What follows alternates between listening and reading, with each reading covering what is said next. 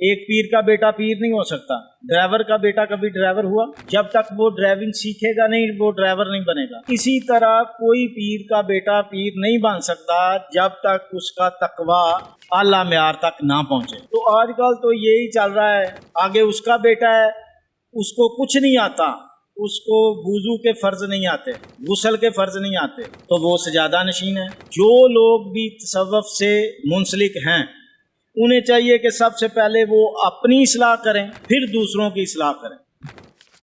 लोग सवाल करते हैं कि इस दौर में जदीद दौर है, जिस तरह आप पढ़े लिखे इंसानियत की खिदमत के लिए काम कर रहे हैं, आप जिस तरह हम देखते हैं कि बड़े आपकी खिदमात हैं, इस दौर में क्या समझते हैं कि दरबारों पे जिस तरह एक बड़ी तनकीद भी होती है, इस वाले से कभी दुख हुआ आपको कि अल्लाह ताला के बंदों के करीब होना, जो खिदमत में बढ़ चढ़ के काम करते रहे, कभी दुख हुआ इस बात पे कि जो तनकीद करते हैं लोग? शाह साहब, असल में बात है कि हमारा खानकाही निज़ाम तबाह हो चुका है, जिसकी वजह से ये माशरे में बिगाड़ पैदा हो। अगर आज हमारा खानकाही निज़ाम ठीक हो जाए तो माशरा फिर जन्नत बन सकता है। तो जो बात रही आस्थानों के सजादा नशीनों की, ये जो सजादा नशीन होते हैं ना, ये बगैर मेहनत के सजादा नशीन होते हैं। जो चीज़ मेहनत से हासिल की जाए उसकी इंसान को कदर होती है। तो बुजुर्गों ने मेहनत की, लेकिन सजादा नशीन तो बस एक पीर का बेटा पीर नहीं हो सकता। ड्राइवर का बेटा कभी ड्राइवर हुआ? जब तक वो ड्राइविंग सीखेगा नहीं वो ड्राइवर नहीं बनेगा। इसी तरह कोई पीर का बेटा पीर नहीं बन सकता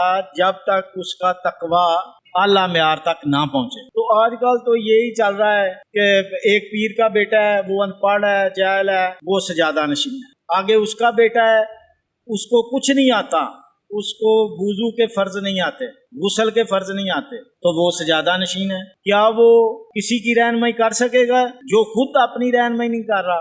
ये जो दुख है ना, इसी दुख को लेके हमने ये मिशन शुरू किया है। नौजवान नस्ल को आप देखेंगे कि मेरे पास ज्यादा नौजवान नस्ल है। ये इमरान साहब मुझे जानते हैं, मैं 5 साल दरिया पे रहा हूँ। उधर मैंने तसव्वुफ की असल शक्ल लोगों के सामने पेश किया। मैं नौजवान नस्ल को ज्यादा प्रमोट करने की कोशिश कर रहा हूँ कि अगर ये लोग ठीक हो गए तो आइंदा आने वाली नस्लें ठीक हो जाएंगी। अगर ये लोग गुमराह हो गए, क्योंकि ये पुरफितन दौर है, मोबाइल का दौर है, लेकिन इस दौर में तसव्वुफ को जिंदा रखना बहुत मुश्किल काम है। जो लोग भी तसव्वुफ से मुंसलिक हैं उन्हें चाहिए कि सबसे पहले वो अपनी इस्लाह करें, फिर दूसरों की इस्लाह करें। अगर अपनी इस्लाह नहीं कर सकते तो दूसरों की इस्लाह कैसे करेंगे? तसव्वुफ जो है वो सबसे पहले अपनी इस्लाह करने की तरकीब देता है। तो हमें चाहिए कि हमें सबसे पहले अपनी इस्लाह करनी चाहिए, फिर अपने दोस्तों की, अपने भाइयों की इस्लाह करनी चाहिए। यही तसव्वुफ का असल पैगाम है कि अपनी इस्लाह करें और खिदमत हलक करें।